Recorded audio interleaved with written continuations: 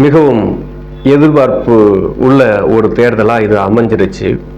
கிட்டத்தட்ட ஒரு உலகக்கோப்பை போட்டியில் ஃபைனல் போட்டி நெருங்கும்ல, அப்போ ஒரு எதிர்பார்ப்பு இருக்குல்ல, அந்த மாதிரியான ஒரு களமாக இந்த தேர்தல் அமைஞ்சிருச்சு. அதுக்கு காரணம் விஜய் அவர்கள் தான், அதில் எந்த மாற்று கருத்துமே கிடையாது. ஸோ இப்படிப்பட்ட சூழலில் திரு விஜய் அவர்களுக்கு வெற்றி பெறக்கூடிய பகுதிகள் எதனால அந்த பகுதியில் அவர் வெற்றி பெற போறாரு, எந்த பகுதியில் அவருக்கு கொஞ்சம் பின்னடைவா இருக்கும், எதனால பின்னடைவா இருக்கும் அப்படிங்கிறத நான் ஒரு அரசியல் படித்தவனா பதிவிடுறேன். ஃபர்ஸ்ட் சென்னை பகுதியை எடுப்போம். சென்னை சுற்றி 16 தொகுதி இருக்குது. சென்னையில் முழுக்க விஜய் அவர்களுக்கு சாதகமாக தான் இருக்கு சென்னை தொகுதிகள் முழுவதும். ஏன் சென்னையை சுற்றி இருக்கிற தொகுதி விஜய் அவருக்கு சாதகமாக இருக்கு அப்படின்னா, அதிகமான இளைஞர்கள் இருக்கிறது சென்னையில். அந்த இளைஞர் வாக்கு அனைத்துமே விஜய் அவர்களுக்கு தான் போகுது. அதே மாதிரி இதில் ரொம்ப மேஜர் விஷயம் என்னன்னா, மக்கள் எந்த அளவுக்கு தொல்லைகளுக்கு ஆளானாங்க அப்படிங்கிறத பற்றி ஒரு விஷயம் நிறைய பேர் கவனிக்க தவறிட்டாங்க. மீடியாக்களையும் அதை வெளியில் கொண்டு வரல. மாமூல் கேட்கறது இருக்குல்ல, சினிமா படத்தில் நம்ம பார்த்துருப்போம். சாலை ஓரங்கள் உள்ள வியாபாரிகள், அந்த சின்ன டிஃபன் கடை வச்சிருக்கவங்க, கூலி வியாபாரம் பண்ணுறவர், ஜூஸ் வியாபாரம் பண்ணுறவர், பூ வியாபாரம் பார்க்குற பெண்கள், அவங்க எவ்வளவு லாபம் பார்த்துருவாங்க? ஒரு 100 ரூபா 200 ரூபா கிடைக்குமா முதலீடு போக?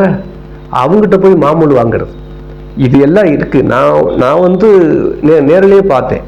இந்த நிலக்கடலை இருக்குல்ல, வேர்க்கடலை அவிச்சு விற்பாங்கல்ல வண்டியில், அவர் ஹஸ்பண்ட் ஒய்ஃபு விற்றுக்கிட்டு இருக்காங்க.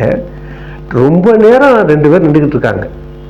கொஞ்சம் வியாபாரம் ஆனோன்னு தாரன்னு சொன்னோன்னே, சரி அப்புறமாவது வாங்கலாம்ல, வியாபாரம் ஆகிற வரைக்கும் நின்று ஒரு அரை மணி நேரம் காத்திருந்து அந்த மாமூலை வாங்கிட்டு போகிறாங்க. எங்கே தெரியுமா? இடத்த கூட சொல்லக்கூடாது. அதை நான் பார்த்தேன். அதே மாதிரி ஒரு கூலி வியாபாரி ஒரு இடத்துல இருக்காரு. ஏன்னா அந்த ஏரியா சொன்னோம்னா அந்த ஏரியா எல்லாத்தையும் கம்ப்ளைண்ட் ஆகும், அதனால நான் சொல்ல மாட்டேங்க. அந்த ஏரியாவில் கூலி எவ்வளவுக்கு வித்துருவார் அவர்கிட்ட போய் மாமூல் கேட்கறது. இந்த டிஸ்டர்பன்ஸ் இருக்குல்ல, இதெல்லாம் மக்கள் எரிச்சல் அடைஞ்சிட்டாங்க. ஒருத்தர் கூலி வியாபாரம் பார்க்குறாருன்னா, அவர் குடும்பத்தில் மனைவி இருப்பாங்க, மக்கள் எல்லாருமே இருப்பாங்கல்ல, அவங்க என்ன நினைப்பாங்க? இந்த தேர்தலில் மாற்றுன்னு நினைப்பாங்க. இதை ஐயா புஷி ஆனந்த் ஒரு பேட்டியில் சொல்லியிருந்தார். புதிய தலைமுறை பேட்டியில் விஜயன் அவர்களுக்கு பேட்டி கொடுக்கும்போது இந்த விஷயத்தை நோட் பண்ணி சொல்லியிருந்தார். என்ன செய்வீங்க நீங்கள் டி நகர் தொகுதியிலே வெற்றி பெற்றா அப்படின்னு இதை குறிப்பிட்டு சொல்லியிருந்தார். இந்த மாதிரி சாலையோர வியாபாரிகளில் மாமூல் நடக்க சார் அப்படின்னு சொல்லி. டிவிகே கட்சி எவ்வளவு தூரம் மக்களோட பிரச்சனையை உள்நோக்கி பார்க்குதுங்கிறதுக்கு இதெல்லாம் ஒரு சான்று. யாராவது எங்கேயாவது இதை பற்றி பேசியிருக்காங்களா? போத கலாச்சாரம் இருக்குன்னு சொல்லுவாங்க, பெண்கள் பாலியல் தொல்லையில் அரசுக்கு எதிரான விஷயம் இருக்குன்னு சொல்லுவாங்க.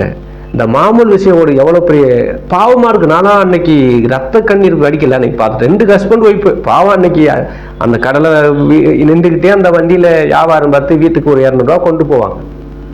அதில் போய் வாங்கி அந்த காசை கொண்டு போய் என்ன அந்த அதிகாரிகள் குடும்பத்தை வாழ வைக்க போகிறாங்கன்னு தெரியல. அப்படி ஒரு ஈவு இறக்கமில்லாத அதிகாரிகள் இந்த மாமூல் வசூல் பண்ணுறது ரொம்ப மக்கள் வெறுப்படைஞ்சிட்டாங்க. அப்போ சென்னையில் சாலையோர வியாபாரிகள் அதிகம். சாலையோர வியாபாரிகளுக்கே அப்படின்னா அப்போ இரவு கடை வைக்கிறவங்களுக்குலாம் எவ்வளோ இருக்கும்? பெரிய பெரிய கடைகளுக்கு நிறைய விஷயம் நடக்குது. அதை இவங்க பூரா கடுப்பில் இருந்தாங்க. வியாபாரிகள் பூரா கடுப்பு. அவங்க எல்லாரும் சொல்கிறாங்களே, இளைஞர்கள் ஓட்டு, பெண்கள் ஓட்டு, அது மட்டும்தான் அப்படின்னு சொல்லி சென்னையில் வியாபாரிகள் ஓட்டு முழுவதும் விஜய்க்கு தான் விழுந்திருக்கு.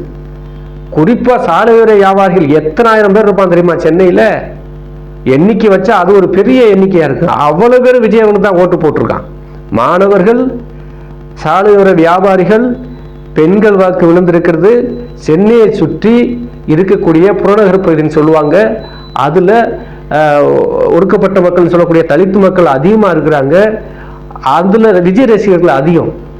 அவங்க எல்லாரும் விஜய்க்கு தான் ஓட்டு போட்டிருக்காங்க. கிறிஸ்தவர்கள் அதிகம், அவங்க விஜய்க்கு தான் ஓட்டு போட்டிருக்காங்க. இஸ்லாமியர்கள் அதிகம், அவங்க விஜய்க்கு தான் ஓட்டு போட்டிருக்காங்க. மீனவர்கள் அதிகம். உங்களுக்கு தெரியும், ராயபுரம், காசிமேடு இந்த பகுதியில் மீனவர்கள், சென்னையை சுற்றி மீனவர்கள் அதிகம். மீனவர்களும் விஜய்க்கு போட்டிருக்காங்க. அப்போ சுற்றி வளைச்சு பார்க்கும்போது டோட்டலாக சென்னையில் உள்ள சென்னையை உட்பட்ட அந்த 16 தொகுதிகள் டிவிகேக்கு தான் சாதகமாக இருக்குது. அதுதான் உண்மை. ஸோ இது அடுத்து பார்த்தீங்கன்னா விழுப்புரம்னா நான் விழுப்புரத்தை மட்டும் சொல்ல, விழுப்புரத்தை சுற்றி இருக்கிற தொகுதியில், சட்டமன்ற தொகுதியில் சொல்கிறேன். அதில் என்னென்னா அந்த பகுதியில் அந்த விக்கிரவாண்டி மாநாடு ஒன்று நடந்தது இல்லையா, அப்போது இருந்தே விஜய்க்கான ஆதரவு அலை அந்த பக்கம் இருக்குது. அங்கே மாநாடு நடத்துனதில் அது ஒரு ப்ளஸ் அவருக்கு அமைஞ்சிருச்சு. ஸோ அதனால அந்த பகுதியில் இருக்குது. அதே மாதிரி விவசாயிகள் அதிகமாக இருக்கிற பகுதி விழுப்புரம் மாவட்டம்.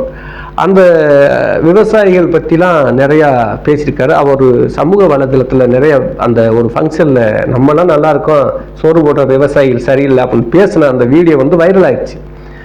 நிறைய இடங்களில் பிரச்சாரத்திலையும் விவசாயிகளுக்கு ஆதரவாக அவர் பேசியிருக்கிறார். ஸோ அங்கே விவசாய பதிகள் அதிகம், அந்த விவசாயிகள் சப்போர்ட் பண்ணுறாங்க. தமிழ்நாடு முழுக்க இளைஞர்கள், பெண்கள், மீனவர்கள், இஸ்லாமியர்கள், கிறிஸ்தவர்கள், இந்த வாக்கு ஆட்டோமேட்டிக்காக எல்லா தொகுதியிலுமே விஜயவர்களுக்கு விழுகுது. நான் ஸ்பெஷலாக என்ன சொன்னேன் சென்னையில், அதை தாண்டி ஒன்று என்ன, சாலையோர வியாபாரிகள் சொன்னா இல்லையா, அது விழுகுது. அப்போ எக்ஸ்ட்ரா இது எந்த லிஸ்ட்டுமே இல்லாத ஒரு வாக்கு வங்கி. விழுப்புரம் மாவட்டத்தில் விவசாயிகள் அனைவரும் டிவிகே கிட்ட ஓட்டு போட்டிருக்காங்க விழுப்புரம் மாவட்டத்தை பொறுத்த வரைக்கும். ஸோ அங்கே உள்ள மாணவர்கள், அங்கே உள்ள கிறிஸ்தவர்கள் எல்லா ஓட்டுமே சேர்ந்து வர்றதுனால விழுப்புரத்தை சுற்றி இருக்கிற பகுதியில் விஜய்க்கு வாய்ப்பு இருக்குது. இன்னொன்று என்ன அப்படின்னா, அந்த பகுதியில் ராமதாஸ் ஐயா, அன்புமணி ராமதாஸ் பிரச்சனை இருக்கு இல்லையா, இது என்டிஏ கூட்டணியில் அந்த வன்னியர்கள் ஓட்டை பிரிக்கிறதுனால அதிமுகவை 3வது இடத்துக்கு தள்ளிட்டு ஈஸியாக அந்த இடத்துக்கு டிவிகே வந்துடுது. டிவிகே வந்த உடனே நான் ஏற்கனவே ஒரு வீடியோ போட்டேன், டிவிகே சரிசமமாயிடுது. அந்த புதிய வாக்காளர் இருக்கான்ல, அவன் டிவிகே வின் பண்ண வச்சிடறான். அதான் அந்த 3% 4% டிஎம்கே விட டிவிகே முந்துது ஒவ்வொரு தொகுதியிலும். அந்த 2% 3% ரொம்ப வித்தியாசம் வராது வெற்றி பெறதுக்கு டிஎம்கேக்கும் டிவிகேக்கும். ஏன்னா அது கூட்டணி, ஒரு கூட்டணி இல்லாமல் முதல் தேர்தலில் இவ்வளோ தூரம் வர்றதெல்லாம் சாதாரண விஷயம் கிடையாது இந்த காலத்தில். அப்போ அந்த 3-4% இருக்கு இல்லையா, அது சக்ஸஸாக கொண்டு போய் முடிச்சிருது. இது இப்படி விழுப்புரம் தொகுதியிலையும் வாய்ப்பு இருக்குது. அடுத்து பார்த்தீங்கன்னா ஈரோடு, கோயம்புத்தூர், திருப்பத்தூர். உங்களுக்கே தெரியும் திருப்பத்தூர் இவர் போனப்போ என்ன மாதிரி கூட்டம் வந்தது சொல்லி. இவங்க என்ன சொல்கிறாங்க, கூட்டமெல்லாம் ஓட்டா மாறுமான்னு கேட்குறாங்க. அந்த கூட்டத்துக்கு வந்தவங்க பூரா ஓட்டு உரிமை உள்ளவங்க, வீட்டில் சொல்லிட்டு தான் வந்திருப்பாங்க. அவங்க அப்பா அம்மா அனுமதியோட தான் வந்திருப்பாங்க. போயிட்டு வாமா அப்படின்னு சொல்லாமலாம் வர வாய்ப்பு இல்லை. ஏன்னா அங்கே கரூரில் சம்பவம் நடந்தது, மறுபடியும் வந்துருமோன்ற ஒரு பயம் கூட இல்லாமல் வந்தாங்கன்னா அது தலைவன் மேலே உள்ள ஈர்ப்பு தான். அப்போ அவங்க அப்பா அம்மா சொல்லி அனுப்புகிறாங்கன்னா அந்த கூட்டத்தில் வந்த அந்த ஒரு பொண்ணோட ஓட்டோ ஒரு பையனோட ஓட்டு மட்டும்தான் டிவிகேக்கு விழுகுமா? அனுப்பி வச்ச அப்பா அம்மா ஓட்டு விழுகாது, அந்த குடும்பத்தில் இருக்க அண்ணன் தம்பி ஓட்டு விழுகாது. ஸோ இது டோட்டலாக வாக்கா மாறுது. இது தமிழ்நாடு முழுக்க இருக்குது. நான் எதுக்கு இதை சொன்னால், திருப்பூரில் கூட்டம் அதிகமாக இருந்துச்சு, அதுக்காக சொல்கிறேன். அந்த கூட்டம் ஓட்டாக மாறுது. அங்கே ஒரு ப்ளஸ் என்னென்னா, ஸ்பெஷல் என்னன்னா, நான் சொன்ன யூஸ்வலாக விஜய் அவர்களுக்கு விழக்கூடிய எல்லா வாக்குகளும் விழும். அங்கே ஸ்பெஷல் என்னன்னா ஐயா செங்கோட்டையன் அரசியல். அங்கே ஆளுமை மிக்க தலைவர் ஐயா செங்கோட்டையன் அந்த பகுதியில் அழகாக அவரை கட்சியில் சேர்த்து அவருக்கு ஒரு பொறுப்பை கொடுத்து அந்த பகுதி மண்டலத்தில் உள்ள ஒரு பொறுப்பாளராக போட்டிருந்தார் அந்த குறிப்பிட்ட 4 மாவட்டத்துக்கு. அது பெரிய ப்ளஸ். அதை ஐயா செங்கோட்டையன் பண்ணிக்கிட்டாரு. அந்த அவர் மூலமாக ஸ்பெஷல் நான் சொல்கிறத. மற்றபடி அங்கே உள்ள கல்லூரி மாணவர்கள், அங்கே இருக்கிற எல்லாருடைய வாக்கு இங்கே விழுகும்.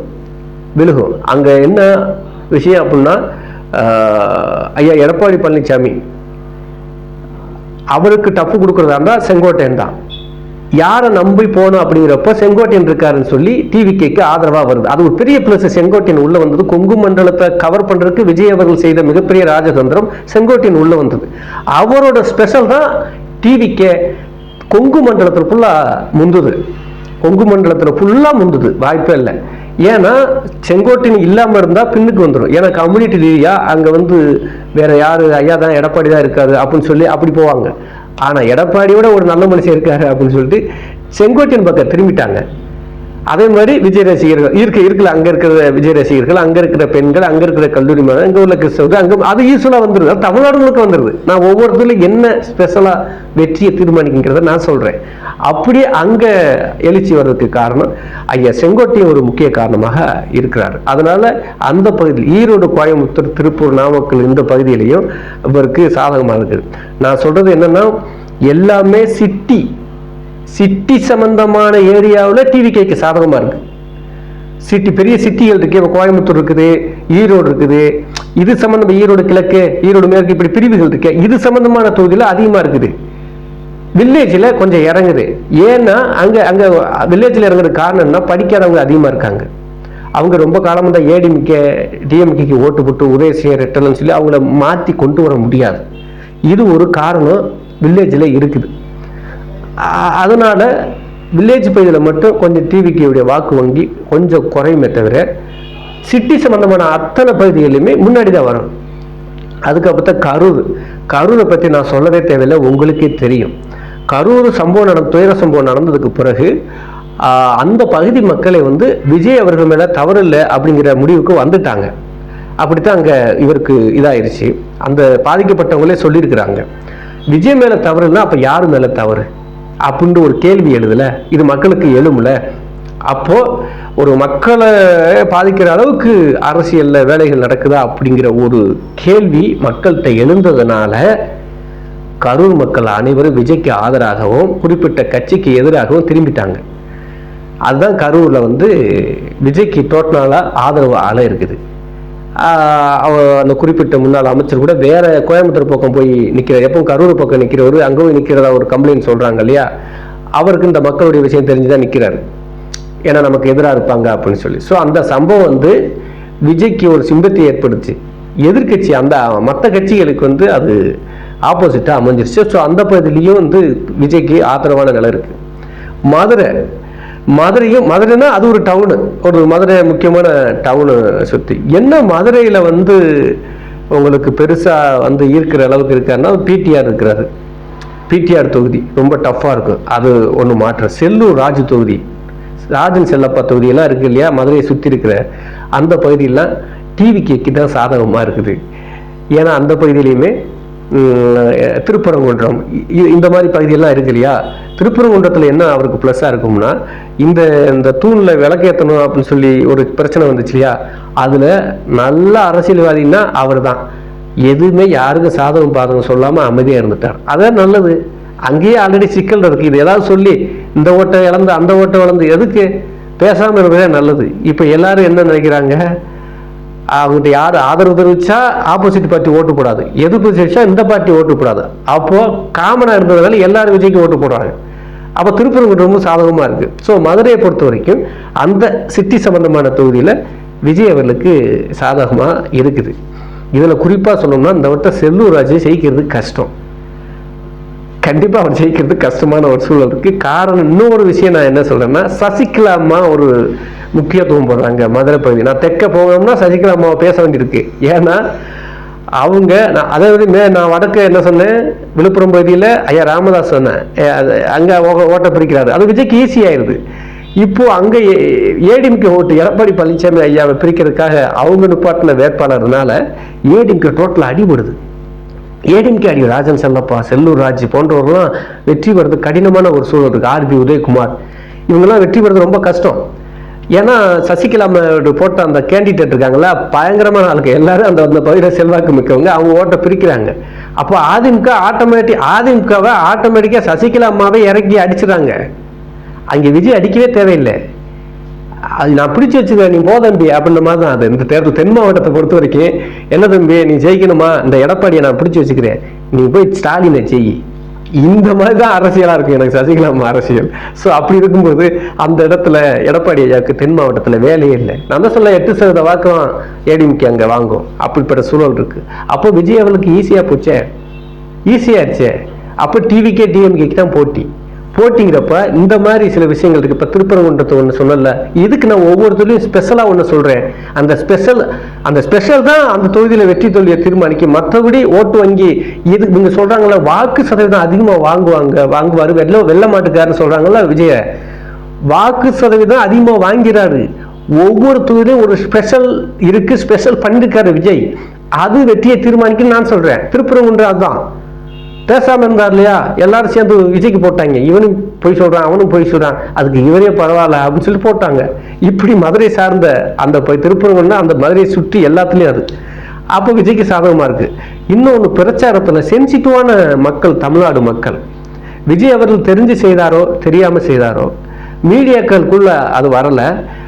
நீங்க கூட என்ன நினைக்கலாம் அந்த வீடியோ பார்க்குறது, இதையெல்லாம் எப்படி அந்த இவன் வந்து மைண்ட் விட்டா கவனிச்சான் அப்படி கூட என்ன நீங்க நினைக்கலாம். நான் அப்படிலாம் கவனிப்பேன். மதுரையிலேருந்து போயிட்டு இருக்காரு, ரோட் ஷோ, மக்கள் கூட்டம் வந்துருச்சு. ஸோ ரோட் ஷோங்கிறது அவர் அங்கே போகணும், எங்கே வேற பகுதிக்கு பேசுறதுக்கு மதுரை வழியாக போயிட்டு இருக்காரு, காரைக்குடிக்கு போகிறதுக்கு. ஆமாம், அப்போ மக்கள் இருக்காரு, கூட்டமாக வருது. கூட்டத்திலேருந்து ஒருத்தனை கூப்பிடுறாரு. ஏன்னா அவன் மதுரை பாண்டிமுனியோட போஸ்டர் வச்சிருக்கான் கையில். ஒரு விஜய் ரசிகர் பாண்டிமுனியோட போஸ்டர், இதை பார்த்த உடனே அதை கொண்டாந்து வாங்கறதுக்கு முன்னாடி கும்பிட்டாரு. பாண்டிமுனியை கும்பிட்டாரு, அந்த வீடியோ பாருங்க தெரியும். கும்பிட்டாரு, கும்பிட்டுட்டு அந்த போட்டோ கொடுங்க அப்படின்னு சொல்லி பாண்டிமுனியோட அந்த போட்டோ வச்சுட்டு போஸ்ட் கொடுத்தார். இது என்ன தெரியுமா, ஒரு மக்கள் பல்ஸ் தெரிஞ்ச அரசியல்வாதியால தான் இதெல்லாம் பண்ண முடியும். என்னன்னா அப்ப மதுரண்டா யாரு, ஒண்ணு கள்ளழகர், இல்ல மீனாட்சி, இல்ல பாண்டிமுனி, இவங்களை விட்டு ஒண்ணுமே அங்க கிடையாது. இதுதானே உண்மை. சாமின்னு பார்த்தாலும் அதுதான். இதை பார்த்தவங்களுக்கு எப்படி இருக்கும், சார் என்ன மனுஷன் நம்ம சாமியை கும்பிடுவார் யாரு, இது வருமா வராதா, எனக்கு வந்திருக்கு. அடா சார் என்னையா அந்த போட்டோவை வாங்கி அது கையில வாங்கறதுக்கு முன்னாடி கும்பிட்டாரு. அதை என்ன கும்பிடுறாப்புல பாண்டிமுனிய, அப்புறம் போட்டோ வாங்கிட்டு அது கேட்டு வாங்கி போஸ்ட் கொடுத்து பண்ணார். ஸோ இந்த மாதிரியான சென்டிமெண்ட்டான எமோஷன்லாம் மதுரையில் எடுபடும். இது அவர் தெரிஞ்சு செஞ்சாரோ தெரியாம செஞ்சாரோ, பட் இது மக்கள் இருக்கக்கூடிய பிரச்சாரம் அப்படிங்கிறத நான் உணர்ந்தேன். அதெல்லாம் அவர் செஞ்சார். இன்னொன்று, ஒரு ஒரு ஒரு ரசிகர் அஜித் அவர்களும் விஜய் அவர்களும் இருக்கக்கூடிய ஒரு ஃபோட்டோ வச்சிருக்கிறாரு, கூட்டத்தில் காட்டுறாரு. அதை பார்த்துட்டாரு, அந்த ஃபோட்டோ கொடுப்பா அப்படின்னு சொல்லிட்டு அதை வச்சு போஸ்ட் கொடுத்து பண்ணுறார். அப்போ அஜித் சார் ரசிகர் பார்க்குறவர் என்ன நினைப்பான், கோவம் வராதுல்ல, சரி நம்ம தலையை இவ்வளோ பெரிய கூட்டத்தில் எல்லாருக்கும் தலைக்கணம் வரும், பார்த்தியா கூட்டத்தை நான் தான் ஜெயிக்கிறோம்னு சொல்ல போகிறாங்க எப்படி அப்படிங்கிற திமிரு வரும்ல. எங்கேயுமே விஜய் அது வரவே இல்லை. அவருக்கு தன்னை தாழ்த்திக்கிட்டார், நிறைய இடங்கள்ல இறங்கிட்டார். அவர் கூட்டம் கூட கூட அவருடைய இதை இறங்கிக்கிட்டார். அதான் உண்மை. அப்போ அஜித் போட்டோ வச்சு அப்படி போஸ்ட் கொடுக்குறாரு. அப்ப அஜித் அவர்களே பார்த்துருந்தா என்ன நினைப்பாரு, சே என்ன மனுஷன், கோவப்படுறவங்க கூட சாந்தமாயிருவாங்க. அதுதானே உண்மை. அஜித் ரசிகர்களே அப்படித்தான். இங்க ஸ்பெஷல் என்னன்னா, இந்த 2 போட்டோ இருக்குல்ல, இந்த 2 போட்டோவும் பாண்டிமுனியை கும்பிட்டுறாருல, அது தெய்வத்தோட அருளாலும் இருக்கலாம். பாண்டிமுனி சாதாரண ஆள் இல்லை. ஒரு மண்ணை ஒருத்தன் ஆள போறான்னா அந்த எல்லை சாமியோட அனுமதி வேணும். இன்னைக்கு அது இருக்கு. அதை ரொம்ப கைதேர்ந்த அரசியல் தலைவர்கள் செய்வாங்க. போருக்கு போறதுக்கு முன்னாடி குலசாமியை கும்பிட்டு போவாங்க. தெய்வ நம்பிக்கை இருக்கு, அது இல்லைன்னா சொல்ல முடியாது. அப்படி பார்க்கும்போது எனக்கு தெரிஞ்சு மதுரையில் அந்த பாண்டிமுனியோட அருளோடும் தலை அஜித் அவருடைய ரசிகர்களும் விஜய் அவர்களை வெற்றி பெற வைப்பாங்க அந்த பகுதியில். எனக்கு என்னென்னா திருப்பரங்குன்றம் அது வேற விஷயம். சில விஷயத்தை நம்ம சென்சிட்டிவாக பார்க்க வேண்டியிருக்கு. சாதாரணமாக எடுத்துகிட்டு போக முடியாது, அதை கவனிப்பேன். நான் எப்படி அதை கவனித்தேன், நான் நேரில் போகல, நான் டிவியில் பார்த்துக்கிட்டு இருக்கேன். அப்போ அந்த இது ஒரு என் மனசுக்குள்ளே எப்படி வந்தது, இது பெருசாக இதாகுமே, அது மீடியாக்கள் போடாமல் விட்டுச்சு, கவர் பண்ணி போட்டாங்க. சில செய்தியில் முக்கியமான சேனலில் போட, எனக்கு தெரிஞ்சு பாலிமர் சேனலை பாராட்டணும். பாலிமர் சேனல் எதுக்கு பேரை நான் சொல்கிறேன்னா, ரொம்ப விஜய் அவருடைய அந்த பிரச்சாரத்தை ரொம்ப தெளிவாக அழகாக பண்ணாங்க. அதில் இந்த இதை நியூஸ்லாம் போட்டிருந்தாங்க. நான் லைவில் பார்த்தேன், பட் அவங்க ஒரு துண்டு செய்தி மாதிரி சின்னதாக போட்டிருந்தாங்க, அஜித் அவர்கள் ஃபோட்டோ வச்சது அப்படி. ஸோ இந்த மாதிரி நுணுக்கமான விஷயங்கள்லாம் பிரச்சாரத்தில் விஜய் அவர்கள் சென்டிமெண்ட்டாக கோர்த்துருச்சு மக்களுக்கு, அவருக்கான ஒரு விஷயமா. இது மதுரை பகுதியில் நடந்த சம்பவம். ஸோ அதை சுற்றி இவருக்கு சாதகமான சூழல் இருக்குது. அதுக்கு காரணம் சசிகலா அம்மா அதிமுக வாக்கு பிரிக்கிறதுனால விஜய் அவர்கள் ஜம்ப் பண்ணுறாரு, மேலே வர்றாரு. இது ஒன்று. அதுக்கப்புறம் பார்த்தீங்கன்னா திருநெல்வேலி கூட்டத்தை சொல்ல தேவையில்லை. நான் சில விஷயங்களை ரொம்ப ஆழமாக கேட்கணும். நான் ஏதோ மேலோட்டமாக நான் பேசுகிறத வாட்ச் பண்ணால் என்னை நீங்கள் தப்பாக நினச்சாலும் நினைப்பீங்க. அங்கே ஒரு பேச்சு பேசினார் திருநெல்வேலியில். அந்த பேச்சு தான் ஹைலைட்டு. என்ன தெரியுமா, நாங்கள் எப்படி ஆட்சி செய்வோம் தெரியுமா, முத்துராமலிங்க தேவர் மாதிரி. எப்படி சொல்ற, ஐயா முத்துராமலிங்க தேவர் மாதிரி, ஐயா சுந்தரலிங்க மாதிரி, ஐயா வீரபாண்டிய கட்டபொம்மன் மாதிரி, அவங்கெல்லாம் எப்படி எந்த இடத்துல என்ன பேசினாரு பாருங்க, அதுதான் ஹைலைட். நீங்க 1000 சொல்லுங்க, 1000 சொல்லுங்க. ஏன்னா அந்த பகுதியில் முக்குலத்தூர் தேவர் சமூகம், தேவேந்திர வேளாளர் குழு சமூகம், அதே மாதிரி நாயுடு சமூகம் அதிகம். வீரபாண்டிய கட்டபொம்மன் நாயுடு, பசுமன் முத்துராமலிங்க தேவர் முக்குலத்தோர், சுந்தரலிங்கனார் தேவேந்திர குலத்துக்கார். அப்போ அந்த பகுதி மக்கள் இதை வந்து சாதி ரீதியாக பார்க்கக்கூடாது. முத்துராமலிங்க தேவர் ஒரு நேர்மையான ஒரு அரசியல்வாதிகள் எல்லாருக்கும் தெரியும். சுந்தரலிங்கம் அவர்கள் ஒரு வீரபாண்டிய கட்டபொம்மன் படைப்பிரிவில் இருந்த ஒரு படைத்தலைவர். அவர் ஒரு மாவீரர், சுதந்திரத்துக்கு போராட்டத்தில் பங்கு இருக்கு. வெள்ளக்காரனை எழுத்ததில் அந்த இதை ஆயுத கிடங்க அழிச்சாரு சுந்தரலிங்கம். அப்படி ஒரு பேர் அவருக்கு இருக்கு. வீரபாண்டி கட்டபொம்மன் வரி கொடுக்க முடியாதுன்னு சண்டை போட்டார் வெள்ளக்காரன் கூட. அந்த மண் சார்ந்து, அந்த மக்கள் சார்ந்து, அந்த பகுதியில் அந்த தலைவருடைய பெருமை சொல்லும்போது அந்த மக்கள் சந்தோஷப்படுவார். ஆடாச்சா என்னையா இதெல்லாம் பேசுறாப்புல, அப்போ விஜய்க்கு ஓட்ட போடு. திருநெல்வேலியில் நீங்க 1000 பேச்சு பேசணும்னா நான் பெருசா நினைக்கல. ஏன்னா ஏதாவது சிம்பிள் விஷயம் தாங்க மக்கள்கிட்ட ஓட்டு வாங்குறதுக்கு, பெருசாலாம் உழைக்க தேவையில்லை. அந்த பிரச்சாரத்துல ஒவ்வொரு விஷயத்திலும் ரொம்ப ரொம்ப நீட்டா பிரச்சாரம் பண்ணி மக்கள்கிட்ட போய் சேர்ற விஷயத்த செஞ்சு பேசுனது விஜய் அவர்கள் தான். இப்ப நான் சொன்ன விஷயத்துல நீங்க பார்த்தா தெரியும். இப்போ என்னாச்சு, அது அங்க கூப்பா கிருஷ்ணன் ஒரு செல்வாக்கு மிக்கவர், திருநெல்வேலி. அது அங்கேயும் இளைஞர்கள் அதிகம், பெண்கள் அதிகம், ஆட்டோமேட்டிக்கா ஓட்டு போட்டுருவாங்க. இப்போ இந்த விஷயம் பேசிட்டாரா, அங்கேயும் சசிகலா அம்மாவுக்கு செல்வாக்கு அதிகம். இந்த முக்குளத்தில் அதிகம் ஃபுல்லாக டிவிக்கு இது ஏடிஎம்கேக்கு எதிராக, எடப்பாடிக்கு எதிராக இருக்கிறதுனால ஆட்டோமேட்டிக்காக அதே தான். தம்பி நான் உங்கள் எடப்பாடியை பிடிச்சிக்கிறேன் தம்பி, நீ ஸ்டாலினை தோக்கடி தம்பி அப்படிங்கிறதா மறைமுகம். சசிகலா அம்மாவுடைய மறைமுக அரசியல்வாதி. நம்ம சொல்கிறது அப்படித்தான். ஈஸியாக டிவிக்கே டிஎம்கே போட்டி வரும். அப்போ அந்த வெற்றியை தூக்குறது யாரு? நான் சொன்னேன் இல்லையா, இந்த ஸ்பெஷல் மேட்ரு என்ன தெரியுமா, அங்கே பிரச்சாரத்தில் பேசுறதுக்கு முன்னாடி வரைக்கும் புது வாக்கு அங்கே வராமல் இருக்கு, குறிப்பிட்ட வாக்கு மட்டும்தான் இருக்கு. இந்த ஸ்பெஷல் பேசணுன்னு என்னடா இப்படி பேசுற, அந்த வாக்கு கூடும். அப்போ கடைசியாக அந்த 3-4% 5% வாக்கு கூடுது இல்லையா, அதுதான் வெற்றியை தீர்மானிக்கும். அப்படி அங்கேயும் இந்த மாதிரியான பிரச்சாரங்கள் விஜய் அவர்களுக்கு சாதகமாக அமைஞ்சிருச்சு. அந்த பகுதியிலையும் சாதகமாக இருக்கு. அப்புறம் பார்த்தீங்கன்னா தூத்துக்குடியில் பயங்கரமான தூத்துக்குடி சம்பவத்துக்கு அப்புறம் தான் விஜய் மேல நம்பிக்கை வந்துச்சு. ஏன்னா இடையில கொஞ்சம் இறங்குச்சு தாவேக்கா. அதுக்கப்புறம் தூத்துக்குடி இதை பார்த்துட்டு ஆட்கள்லாம் மிரண்டு போயிட்டாங்க. அங்க என்ன அப்படின்னா, தூத்துக்குடியில துப்பாக்கி சூடு நடந்துச்சு இல்லையா, எடப்பாடி பழனிசாமி ஐயா ஆட்சியில அவர் கூட டிவியை பார்த்து தெரிஞ்சுக்கிட்டேன்னு சொன்னார் இல்லையா. அப்போ அந்த பாதிக்கப்பட்ட மக்களை நேரில் போய் சந்திச்சாரு விஜய், நடிகராக இருக்கும் போதே, அரசியல் கட்சி தொடங்குறதுக்கு முன்னாடி. அப்போ அதுல இருந்து அந்த மக்கள் அவர் மீது மிகுந்த மரியாதை வச்சிருக்காங்க. அதே மாதிரி மீனவர்கள் பகுதி அதிகம், கிறிஸ்தவர்கள் அதிகம். ஸோ இது எல்லாமே விஜய் அவர்களுக்கு சாதகமாக இருக்கிறதுனால தூத்துக்குடியை சுற்றி உள்ள சட்டமன்ற தொகுதி விஜய்க்கு சாதகமாக இருக்கு. அதே மாதிரி கன்னியாகுமரின்னு பார்த்தோம்னா, கன்னியாகுமரியில் மீனவர்கள் அதிகமாக இருக்கிறதுனால மீனவர்கள் ஓட்டு ஃபுல்லாக விஜய் அவர்களுக்கு தான் அங்கே இருக்குது. ஸோ அதனால அந்த பகுதியிலையுமே வெற்றிக்கான வாய்ப்பு தான் இருக்குது.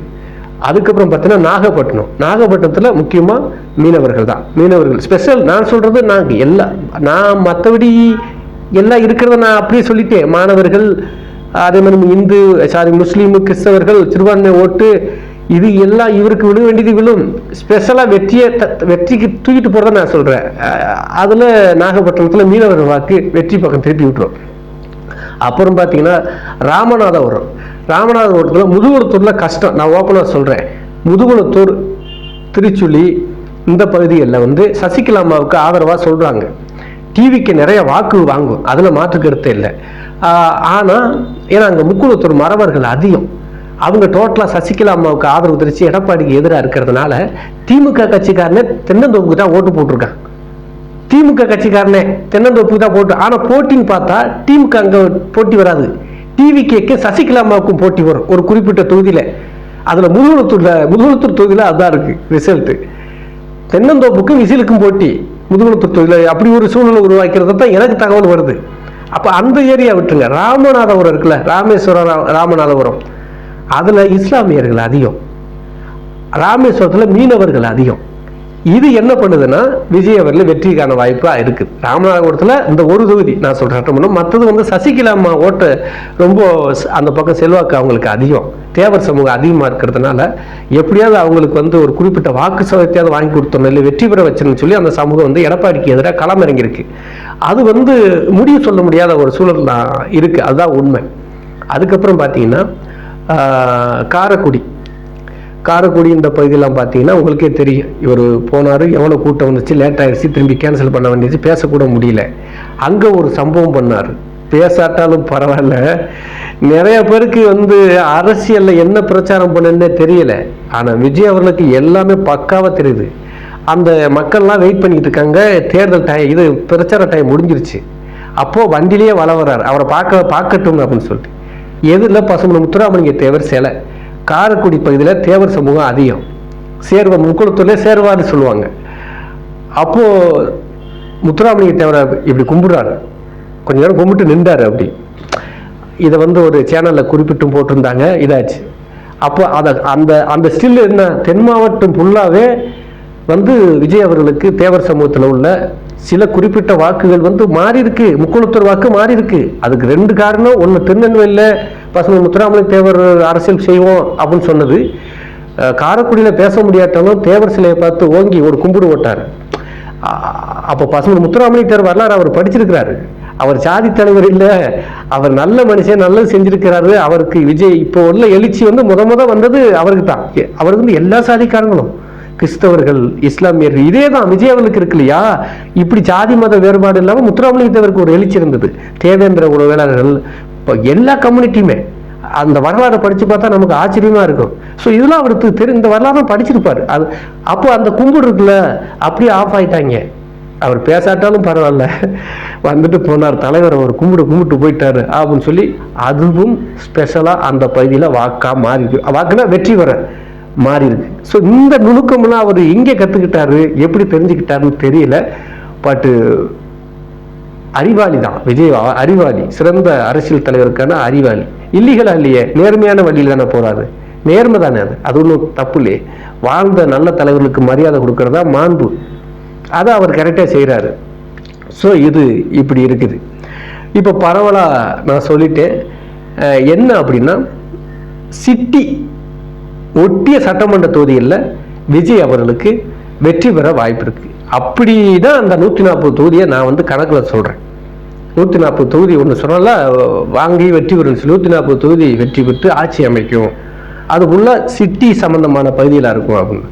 வில்லேஜில் இன்னும் கொஞ்சம் அந்த உதயசூரியன் ரெட்டலைக்கு ஓட்டு போட்டவங்கள மைண்டை மாற்றி கொண்டு வர்றது கஷ்டம்.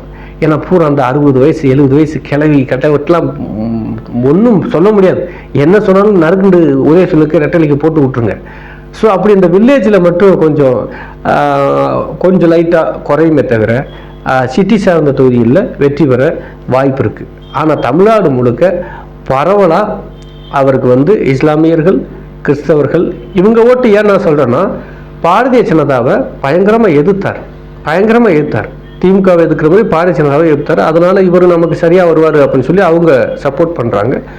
மாணவர்கள் எல்லாரும் அதில் சப்போர்ட்டாக இருக்கிறாங்க. அது இளைஞர்கள், பெண்கள் வாக்கு வந்துடுது. இந்த சென்னையில் சொல்ல மறந்துட்டேன், இன்னும் என்ன ஸ்பெஷல் சென்னையில் வெற்றி பெறதுக்கு காரணம்னா, செவிலியர்கள் போராட்டம் நடந்துச்சா, அதில் போலீஸ் ஏதோ ஒன்று தடியடி ஏதாவது பண்ணாங்க. அதே மாதிரி தூய்மை பணியாளர்கள் சென்னையில் அதிகமானவர் இருக்காங்க, அவங்க போராடினாங்களா, அவங்கள துன்புறுத்தி அரெஸ்ட் பண்ணாங்களா, இதெல்லாம் கட்சிக்கு எதிராக இருக்குது. அண்ணா நகர் யூனிவர்சிட்டியில் பாலியல் செய்கிறது நடந்துச்சுல, அது சென்னையில் பெரிய இஷ்யூ ஏற்படுத்துச்சு கல்லூரி மாணவர்கள் மத்தியில், மாணவிகள் மத்தியில். அதே மாதிரி ஆசிரியர்கள் போராட்டம் நடந்துச்சுல, இது எல்லாமே சென்னைக்கு வந்து காரணம் பல பிரச்சனைகள் இருக்குது கட்சி ஆளுங்கட்சி மேலே. ஸோ அது வந்து இவருக்கு சாதகமாக மாறுது, எல்லாம் ஓகே. ஸோ இது எல்லாமே வந்து விஜய் அவர்களுக்கு சாதகமாக இருக்குது. வெற்றி பெற்று ஆட்சி அமைக்கக்கூடிய சாதகமான ஒரு சூழல் இருக்குது. அந்தந்த பகுதியில் ஸ்பெஷலாக அவருடைய பிரச்சார யுக்தியை கவனித்தோம்னா, வாக்கு வாங்கிறதுக்கான அந்த மக்களுக்கும் தலைவருக்கான பாண்டை அவர் உருவாக்கி இருக்கிறாரு அப்படிங்கிறது நிறையா இருக்குது. நான் சொன்னேன் இல்லையா, மதுரை பாண்டிமணி, அஜித் அவர் ஃபோட்டோ, சின்ன சின்ன விஷயம்தான், ஆனால் அது பெரிய சென்சிட்டிவான விஷயம். பசுமன் முத்துராமலிங்க தேவர் சுந்தரலிங்கனார் பற்றி பேசினது, இப்படி ஒன்று இருக்குல்ல. நான் தென் மாவட்டத்தில் மதுரைக்கு தெற்க பசுமன் முத்துராமலிங்க தேவர் பற்றி பேசிட்டாலே ஓட்டு போட்டுருவாங்க. 2024 தேர்தலில் அண்ணாமலை அதைத்தான் செஞ்சார். எப்படி ஏடிஎம்கே டெபாசிட் அடைஞ்சு பிஜேபி 11% வாக்கு வாங்குச்சு. பசுமன் முத்துராமலிங்க தேவரை பற்றியே பிரச்சாரத்தில் பேசிகிட்டே இருந்தார் அண்ணாமலை. ஏன்னா அந்த பகுதி மக்கள் அவர் வேலை ரொம்ப முத்துராமலிங்க தேவர் மேலே மிகப்பெரிய பக்தி வச்சுருக்காங்க. ஆனால் அந்த பேசக்கூடிய புகழ் வாடக்கூடிய ஆள் தான் அவர். அவ்வளோ ஜெனினா வாழ்ந்தவர் அரசியலில். இன்னொன்று அந்த அவருடைய ஆசீர்வாதமே கிடைக்கும் அரசியல்வாதிகளுக்கு தென் மாவட்டங்களில். ஆமாம், அந்த எதுக்கு முத்துராமலிங்க தேவர் குருவிஜைக்கு போகிறாங்க? நீங்கள் நிறைய பேர் இந்த புதுசாக விஜய் கட்சிக்காரங்க நான் கம்யூனிட்டி ரீதியாக பேசுகிறேன்னு கூட தப்பாக நினைப்பீங்க. சத்தியமாக அந்த மாதிரி இல்லை. அவர் வரலாறு படித்து பார்த்தா தெரியும். நான் ஒரு வீடியோ போட்டேன், தேசிய தலைவராகிறார் விஜய் அப்படின்னு சொல்லி. அது பெரிய வைரல் ஆச்சு. அப்போ கம்பேர் பண்ணேன், எப்படி முத்துராமலிங்க தேவருக்கு சிக்கல் வந்தது, மக்கள் செல்வாக்கு அதிகரித்த உடனே ஒரு ஆளுங்கட்சி தோத்துக்கிட்டு இருக்கு. ஆளுங்கட்சி யாருன்னு அது பெரிய தலைவர், அவர் பேர சொல்ல விரும்பலை. அப்போ நெருக்கடி கொடுக்குறாங்க. அப்போ ஒரு கொலை வழக்கில் மாட்டி விடுறாங்க. அதில் அவர் விடுதலை ஆகிறாரு. அப்போ அந்த பிரச்சனையை எப்படி சால்வ் பண்ணி வெளியில் வந்தார் அவர். அப்புறம் அதே தான் விஜய் அவர்களுக்கு நடந்தது. இது இது இது இந்த மாதிரிலாம் இதெல்லாம் எதிர்கொண்டு வந்துடலாம் அப்படின்ற மாதிரி ஒரு கான்ஃபிடென்ட்டாக ஒரு வீடியோ போட்டிருந்தேன். அது வைரல் ஆச்சு. ஸோ எதுக்கு அதை சொல்கிறோம்னா, நமக்கு அந்த அரசியல் களத்தில் இருக்கும்போது தனக்கு ஒரு பாதிப்பு போடும்போது முன்னாடி ஒரு வரலாறு நடந்திருக்கு. அந்த தலைவர் அதை எப்படி சாதிச்சு வெளியில் வந்தார், அதை பாடமாக எடுத்துக்கிட்டு நம்ம வந்துடலாம் அப்படிங்கிற தன்னம்பிக்கை வரும். அதுக்காக தான் அதை சொல்கிறது, வேற ஒன்றும் இல்லை. ஸோ ஒரு ஆக்கப்பூர்வமான ஒரு பிரச்சாரத்தை, ஒரு மக்களுக்கும் தலைவர்களுக்கான ஒரு உணர்வுபூர்வமான பிரச்சாரங்களை நிறைய இடங்களில் விஜய் அவர்கள் கையாண்டதால் பிரச்சார யுக்தியும் ஒரு காரணமாகவும், ஆளுங்கட்சியுடைய எதிர்ப்பு ஒரு காரணமாகவும், அதே மாதிரி விஜய் அவர்கள் மீது மக்கள் வச்சிருக்கிற நம்பிக்கையும் காரணமாகவும் டோட்டல் கமர்ஷியலாக நிறைய வாக்குகள் வாங்கி ஆட்சிக்கு வரக்கூடிய நிலைமைக்கு வந்திருக்கிறார். அதுவும் சிட்டி சம்பந்தமான பகுதிகளில் அதிகமான எம்எல்ஏக்கள் வெற்றி பெறவும் வாய்ப்பு இருக்குது. பார்க்கலாம் என்ன நடக்குது. நன்றி.